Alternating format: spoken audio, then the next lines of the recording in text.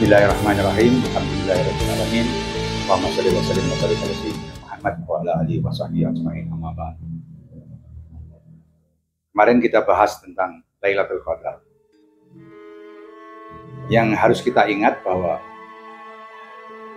Lailatul Qadar yang kita cari, yang disebut ada di akhir Ramadan, itu punya padanan dengan Lailatul Qadar, yakni turunnya Al-Quran yang menurut jumhur ulama yang lebih banyak, artinya 17, walaupun ada 17 Ramadan, walaupun ada beberapa versi tentang tanggal. Tapi bahwa Lailatul Qadar memang berkait, kita bisa cari padanan apa itu Lailatul Qadar dengan mencoba mencari pengertian awalnya, yakni Lailatul Qadar berupa nuzulul Quran. Nuzulul Quran itu awal ayat yang turun sudah sangat populer bagi kita semua. Iqra, baca.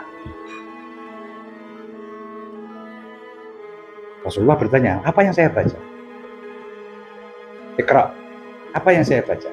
Iqra, apa yang saya baca? Kemudian baru terulang. Bismi rabbikal ladzi khalaq. Bacalah dengan nama Rabbmu yang menciptakan.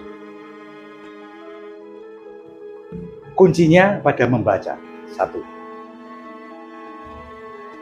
Jadi nuzulul Quran berkaitan dengan potensi untuk membaca.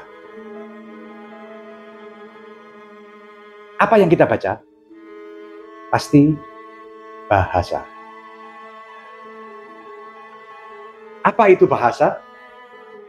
Itu sistem yang dipakai untuk menjelaskan sesuatu.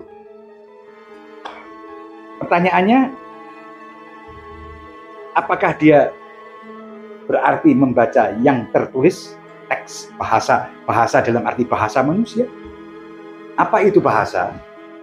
Bahasa itu sistem pengkodean, kodifikasi realitas dalam sistem-sistem tertentu yang mampu kita pahami. Manusia, dalam konteks manusia. Mungkin dalam konteks binatang akan berbeda pengkodeannya. Dalam konteks benda-benda berbeda bagi mereka. Tumbuh-tumbuhan pengkodeannya, komunikasinya berbeda. Malaikat mungkin berbeda pengkodeannya. Termasuk bangsa jin. Yang kita bicarakan hari ini, manusia. Sistem pengkodean untuk memahami realitas atau untuk mencerap kenyataan yang kita terima, yang kita alami. Misalnya kita memahami air. Dalam satu sisi, disiplin katakanlah biologi atau kimia, dia menyebut H2O.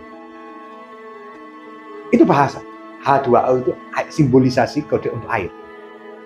Atau kalau ahli kesehatan akan berbicara berbeda. Air adalah sumber untuk seluruh kehidupan manusia, karena manusia terdiri sekian puluh persen, hampir 80% tubuhnya adalah air. Jadi bahasanya bisa berlapis-lapis. Tergantung pemahaman, fungsionalisasinya, dan lain sebagainya.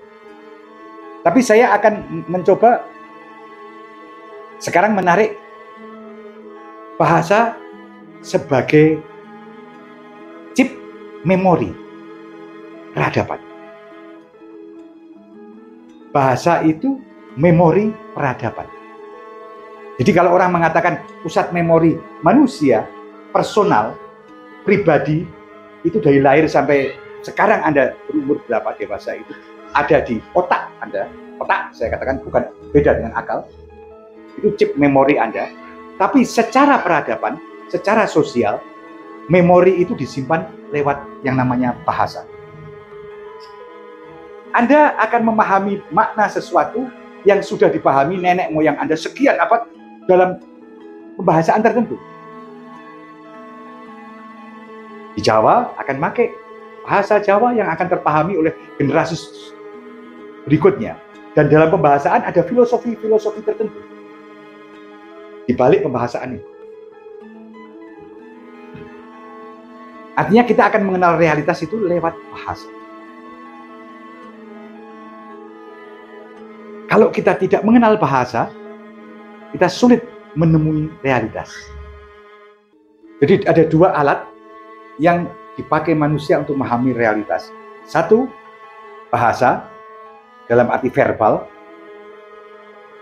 Itu kalau menurut sebagian besar orang, para ahli tasawuf mengatakan untuk memahami realitas yang zahir, yang lahiriah, Anda membutuhkan bahasa.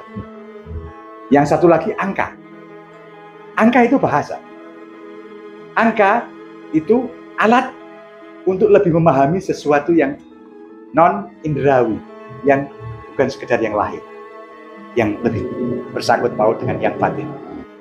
Karena itu, sedikit melebar, ini berkaitan dengan misalnya kenapa kok Anda membaca tasbih sekian kali. Kali itu, angka itu, karena berkaitan dengan satu realitas yang berbeda dengan realitas lahiriah, lebih realitas batiniah, sehingga ada angka-angka di balik bahasa. Perkawinan antara percampuran atau kombinasi antara angka dan bahasa itu membuka sesuatu yang berbeda. Tapi saya akan mengatakan bahwa pemahaman bahasa itu akan membuka Anda, mengantar Anda memahami realitas sebagaimana dari awal dulu dibahasakan oleh orang-orang tua dan apa substansinya. Tidak mengherankan dalam salah satu nasihat Sayyidina Ali yang kemudian dilakukan dalam lagu Tombo Ati itu, yang pertama adalah membaca Quran bersamaan dengan maknanya. Bukan sekedar membaca dengan maknanya. Itu mengantar Anda pada pemahaman apa pesan yang sejatinya sedang disampaikan. Wassalamualaikum warahmatullahi wabarakatuh.